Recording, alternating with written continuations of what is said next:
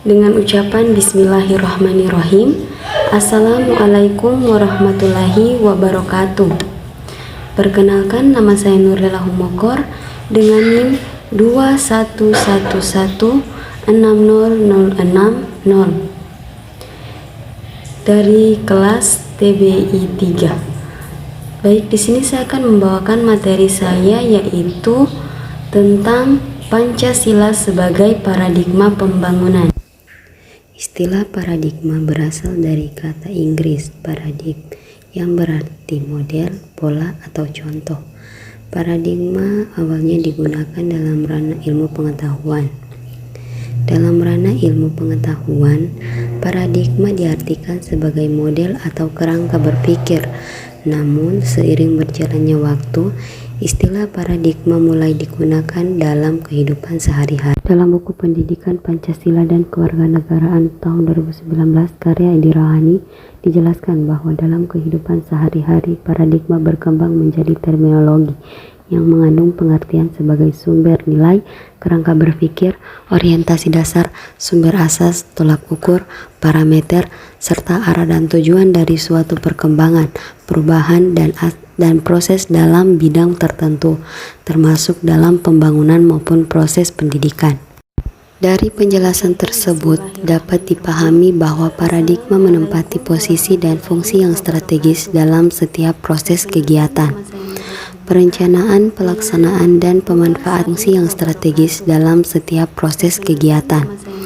Perencanaan, pelaksanaan, dan pemanfaatan hasil dalam setiap kegiatan dapat diukur dengan paradigma tertentu yang diyakini kebenarannya. Dalam konteks negara Indonesia, paradigma yang diyakini kebenarannya adalah Pancasila. Pancasila dikatakan sebagai paradigma karena Pancasila dijadikan landasan, acuan, metode, nilai, dan tujuan yang ingin dicapai dalam setiap program pembangunan nasional. Pembangunan nasional sendiri merupakan rangkaian upaya pembangunan berkesinambungan yang meliputi aspek politik, ekonomi, sosial, budaya, serta pertahanan dan keamanan. Pembangunan nasional dilaksanakan dalam rangka mewujudkan kemakmuran masyarakat Indonesia. Dengan menempatkan Pancasila sebagai paradigma pembangunan nasional, maka semangat, arah, dan gerak pembangunan nasional harus mencerminkan pengalaman semua sila Pancasila sebagai sebuah kesatuan yang utuh. Baiklah, mungkin itu saja yang dapat saya sampaikan. Lebih dan kurangnya saya mohon maaf. Wabillahi taufiq wal hidayah. Wassalamualaikum warahmatullahi wabarakatuh. Bismillahirrahmanirrahim. Assalamualaikum warahmatullahi wabarakatuh. Nama saya Muhammad Hussein Alkaf, NIM 21160061. Pancasila sebagai paradigma artinya nilai-nilai dasar Pancasila secara normatif menjadi dasar, kerangka acuan, dan tolak ukur segenap aspek pembangunan nasional yang dijalankan di Indonesia. Pancasila bisa dikatakan sebagai paradigma karena Pancasila dijadikan landasan, acuan, metode, nilai, dan tujuan yang ingin dicapai dalam setiap program pembangunan nasional. Hal ini yang membuat Pancasila itu menjadi paradigma dalam pembangunan politik, ekonomi, sosial budaya, dan pertahanan keamanan. Fungsi Pancasila sebagai paradigma pembangunan sosial budaya adalah mendasarkan pembangunan sosial budaya berdasarkan nilai-nilai yang telah ada dalam masyarakat.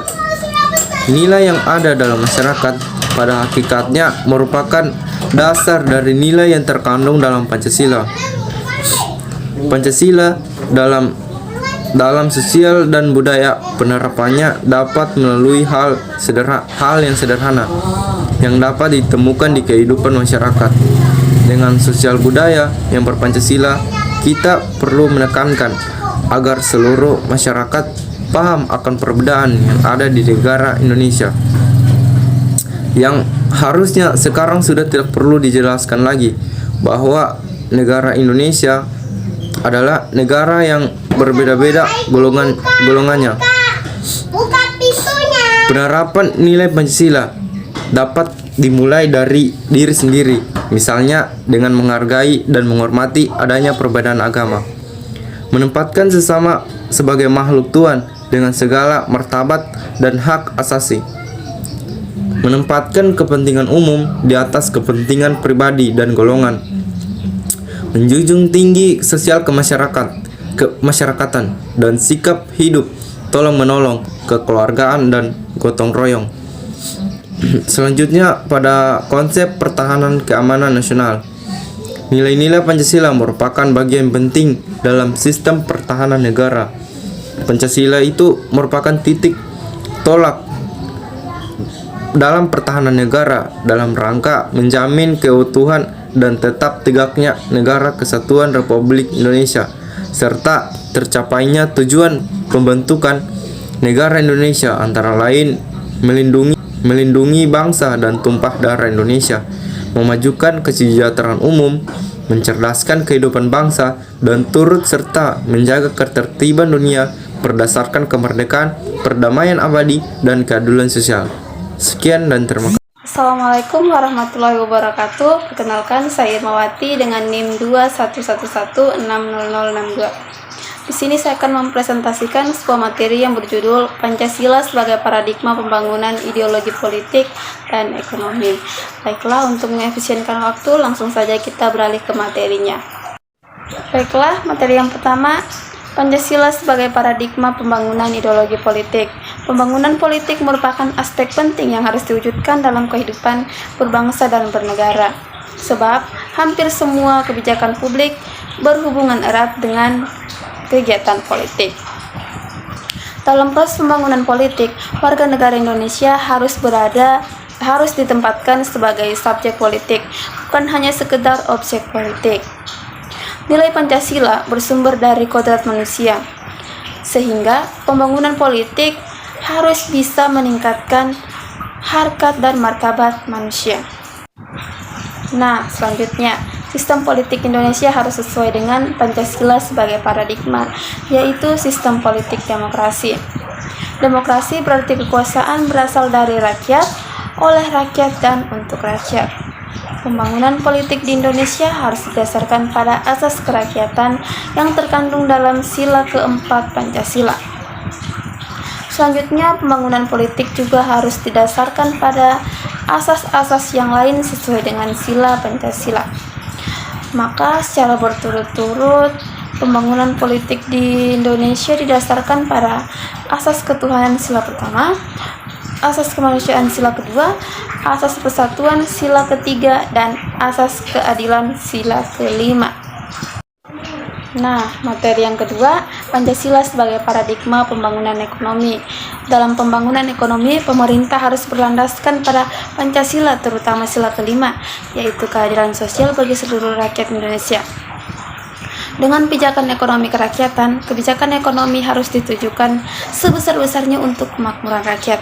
Selain itu, pembangunan ekonomi harus berdasarkan moralitas kemanusiaan dan ketuhanan. Pancasila sebagai paradigma pembangunan di bidang ekonomi diartikan sebagai pengembangan ekonomi bukan hanya mengejar pertumbuhan saja, tetapi demi kemanusiaan, demi kesejahteraan seluruh bangsa, dan didasarkan atas dasar kekeluargaan. Baiklah, itulah tadi pemaparan materi dari saya. Kurang dan lebihnya mohon maaf. Jika ada yang ingin bertanya, saya persilakan. Terima kasih. Assalamualaikum warahmatullahi wabarakatuh. Perkenalkan, saya Firman Budiansyah Yahya Hukum, kelas TBI 3, Prodi Tadris Bahasa Inggris, dengan NIM 211600063. Nah, di sini saya akan memaparkan materi yang diberikan oleh dosen pengampu Swaib SPD MPD.